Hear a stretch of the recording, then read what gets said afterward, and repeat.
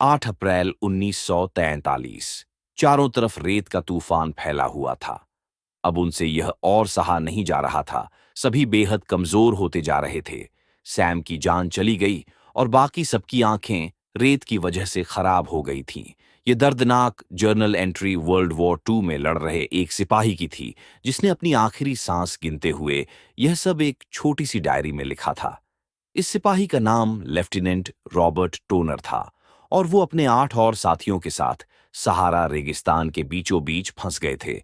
लेकिन आखिर ये 9 लोग वहां पर पहुंचे। कैसे, क्या उनमें से कोई जिंदा बच पाया? और रॉबर्ट की उस डायरी में ऐसा क्या मिला जिसने पूरी दुनिया को शॉक कर दिया? जानने के लिए बने रहिए मेरे साथ इस वीडियो के अंत तक। तो हेलो गाइस, मैं हूं रंजीत कुमार।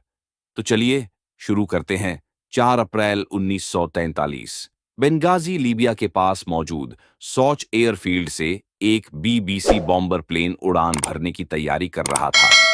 इस प्लेन का नाम लेडी बी गुड था। अब शॉकिंग बात यह है कि यह इस प्लेन का सबसे पहला मिशन था और अब कुछ ही घंटों में उसका आखिरी मिशन भी बनने वाला था। इस प्लेन में कुल 9 जाबाज क्रू मेंबर्स बैठे हुए थे और उनका मिशन था इटली के नेपल्स में जाना और वहां मौजूद दुश्मन कैंप्स पर बॉम्ब्स गिराकर वापस आ जाना। ये मिशन आसान नहीं था। इस तरह के टारगेट्स में बहुत सारे बॉम्बर प्लेन्स एक साथ उड़ान भरते हैं और बारी-बारी से दुश्मन कैंप्स पर बम्स गिराते हैं ताकि सबसे ज्यादा डैमेज किया जा सके।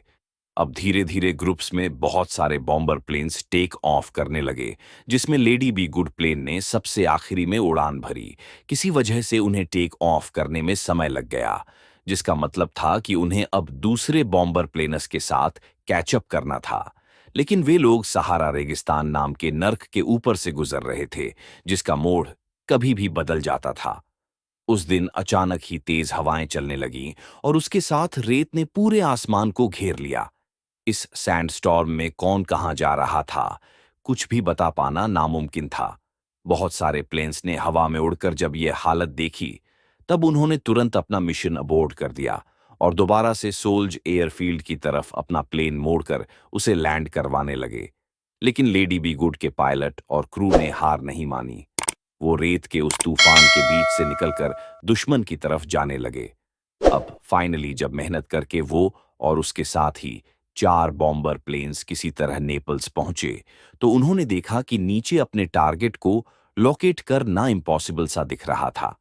रेत के तूफान ने नीचे हर चीज को ढक लिया था। उन्हें ना चाहते हुए भी अपना मिशन अबॉर्ड करना पड़ा और मुड़कर अपने घर की तरफ जाना पड़ा। अब उन 5 में से 2 प्लेन्स ने तो अपने बॉम्ब्स को मेडिटरेनियन सी में ही गिरा दिया ताकि वे अपने फ्यूल बचा पाए और सही सलामत प्लेन को लैंड करा पाए।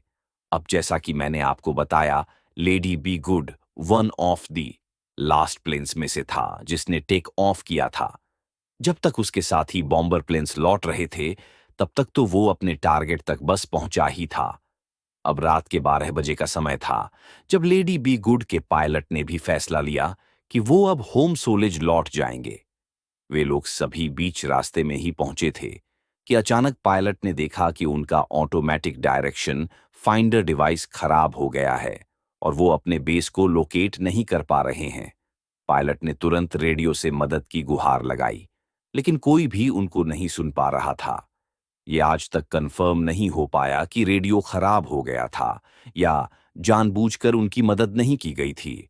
अब बदकिस्मती से लेडी बिगुड हवा में बिना कोई डायरेक्शन या आंखों के उड़ता चला गया और अपने लैंडिंग पॉइंट से भी आगे निकल गया। बेस पर मौजूद लोगों ने हवा में फ्लेयर्स छोड़े थे, लेकिन एक बार फिर रेत के तूफान में लेडी बिगुड पायलट को कुछ भी नहीं दिखा। वे लोग अगले 2 घंटे तक साउथ डायरेक्शन में नॉर्थ अफ्रीका की तरफ उड़ते चले गए और सहारा रेगिस्तान के और भी अंदर जाने लगे। 2 बजे के करीब उनके प्लेन का फ्यूल खत्म होने लगा और क्रू ने डिक्लेयर किया कि वह पैराशूट की मदद से बाहर कूद जाएंगे।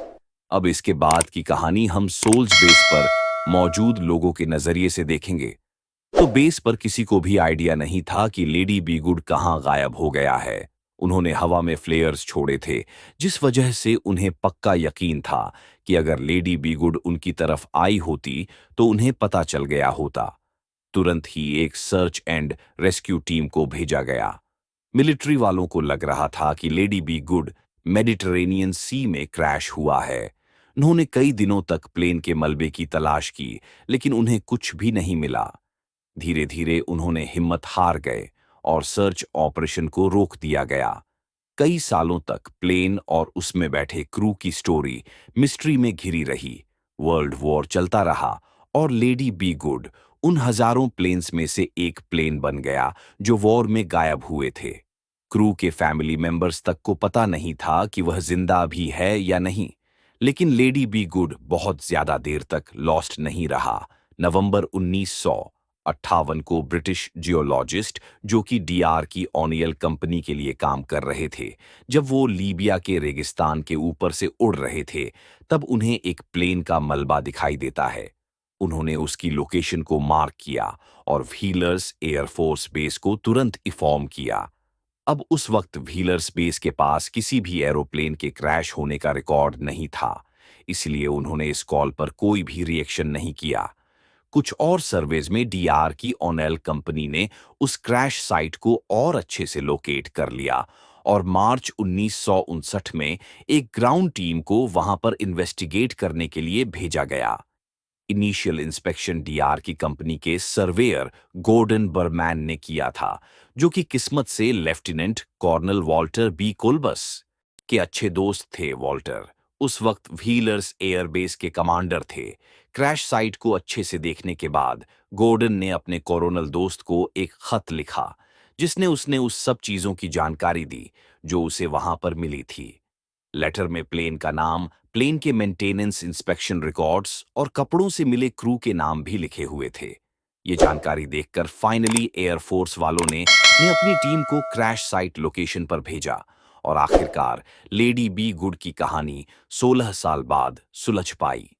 तो 26 मई 1959 को व्हीलर्स एयरबेस ने अपनी टीम को क्रैश लोकेशन पर इन्वेस्टिगेशन करने भेजा। वैसे तो प्लेन दो हिस्सों में टूट चुका था, लेकिन तब भी वो बहुत अच्छे से प्रिजर्व्ड था। उसके मशीन गन्स और यहां तक कि रेडियोज भी अच्छे से काम कर रहे थे। प्लेन में दूसरे फूड और वाटर के, यहां तक कि वहां थर्मस भी मिला था, जिसमें रखा चाय उस वक्त भी पिया जा सकता था। लेकिन सवाल ये था कि आखिर सारे क्रू मेंबर्स की बॉडी कहां गई। क्रैश साइट के आसपास के एरिया में हर जगह अच्छे से तलाशी ली गई, लेकिन ना तो उन्हें कोई शव मिला और ना ही पैराशूट्स, जिससे एटलीस्ट ये तो पता चले कि उन्होंने लैंड कहां किया है। जितने भी एविडेंसेस उस क्रैश प्लेन से मिले थे, वो यही दर्शा रहे थे कि प्लेन क्रैश होने से पहले ही क्रू मेंबर्स बाहर कूद गए होंगे। हर एयरक्राफ्ट में एक लॉग बुक हुआ करता था, जिसमें एक सिपाही को हर वक्त अपने करंट लोकेशन और टास्क्स के बारे में लिखना होता था। लेकिन क्रैश साइट पर मिले लॉगबुक में केवल यही लिखा था कि वे लोग नेपल्स, इटली से वापस आ रहे हैं। अब एक बार फिर 4 अप्रैल 1943 की उस रात में पहुंच जाते हैं। Lady Be Good bomber plane अपने लैंडिंग पॉइंट से काफी आगे निकल गया था और क्रू मेंबर्स ने डिसाइड कर लिया था कि वो फ्यूल पूरी तरह से खत्म होने से पहले पैराशूट से कूद जाएंगे। इन 9 लोगों में रॉबर्ट टोनर भी था, जो अपने पास हमेशा एक पर्सनल डायरी रखा करता था। अल्टीमेटली इसी से पता चला कि क्रू मेंबर्स कहाँ गए और उनका क्या हुआ। तो संडे का दिन 4 अप्रैल 1943 चीजें पूरी तरह से बिगड़ गई हैं। हम वापस आते वक्त खो गए हैं और प्लेन का फ्यूल खत्म हो गया है। रात के 2 बजे हमें प्लेन से नीचे रेगिस्तान में कूदना पड़ा। हम सब यहीं हैं, पर जॉन कहीं दिखाई नहीं दे रहा। क्लियरली रॉबर्ट और उसके साथी सही सलामत प्लेन से कूद गए थे, लेकिन उनका एक साथी जॉन शायद बच नहीं पाया क्योंकि वो उनके साथ नहीं था। मंडे 5 अप्रैल 1943 नया बताने के लिए कुछ भी नहीं है। बहुत सारे लोग इंजर्ड है और हमारे पास केवल आधा बोतल पानी बचा है और बेहद कम रेशंस है। सूरज की गर्मी जहर की तरह बरस रही है। हमने आज पूरा दिन केवल रेस्ट किया।